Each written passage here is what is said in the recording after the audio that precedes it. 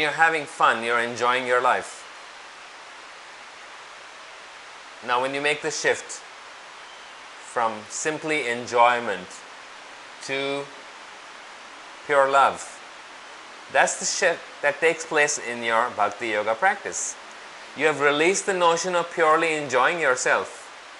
You have now shifted into a place not only of love, complete love for yourself, but also an expansion of that love that you're experiencing through the Spirit. So we have to experience this love for ourselves. The love of the Spirit, the love of the soul that is inherent. So if you think of the core of your being, the core of your being. So if you take an apple and you eat the apple, and inside the apple you find a core. There's the core of the apple. So what is the core of the human being? The core of the human being is pure love. And that is your soul. Your soul consists of nothing but pure love.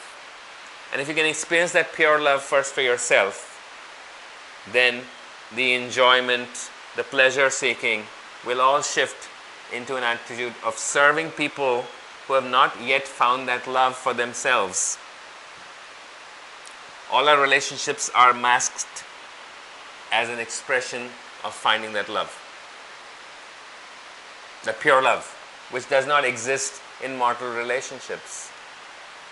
Because mortal relationships are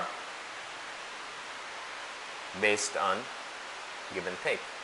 But here it's only giving. The pure love inside of you is just always giving that love to you, and an expression of your practice, which is Bhakti Yoga, is an expression of that love.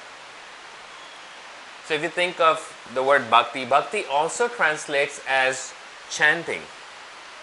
So you're connecting to the soul, to your own soul first, through the process of chanting these mantras, which have inherent in them the capacity to transform the mind.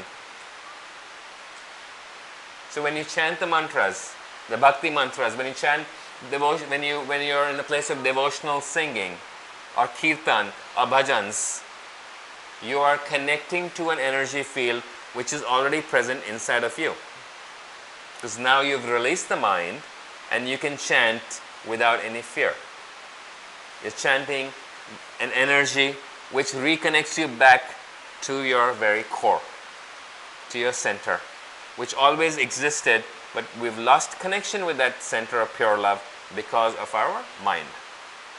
So Bhakti Yoga is also a practice of devotional chanting, of devotional singing, of kirtan and of bhajan. So when you're chanting, say you're chanting a mantra, you have a connection through that mantra to a higher power.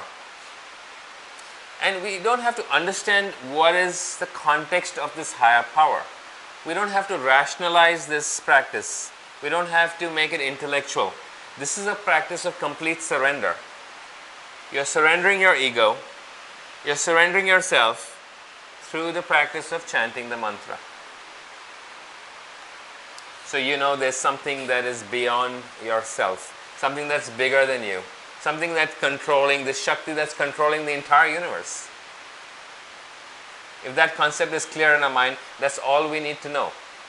That there is something bigger than us that controls this universe. The word in the yoga practice is Shakti, the energy. There's an energy that is not only controlling your mind and your body and your subconscious mind and every single bodily function, whether it's voluntary or involuntary. That same energy is controlling every aspect of the universe, every aspect. We're just not aware of how this energy is working. We might be aware a little bit of how this energy works inside of our body, but we are not at all aware of how this energy is controlling the solar systems and the universes. But there's a power that controls everything that you look around is perfect. The field that controls not only our mind and our emotions and our bodies, but we're reconnecting to this energy field through the process of chanting, which is a process of devotion.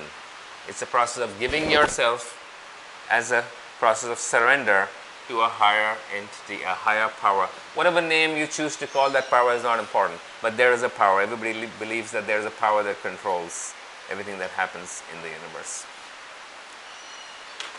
So the practice of Bhakti Yoga essentially means looking at the entire universe as yourself. Looking at everybody as yourself. If somebody is feeling pain, you're also feeling that pain. If somebody is happy, then you're happy because that person is happy. So it's looking at the entire universe as yourself.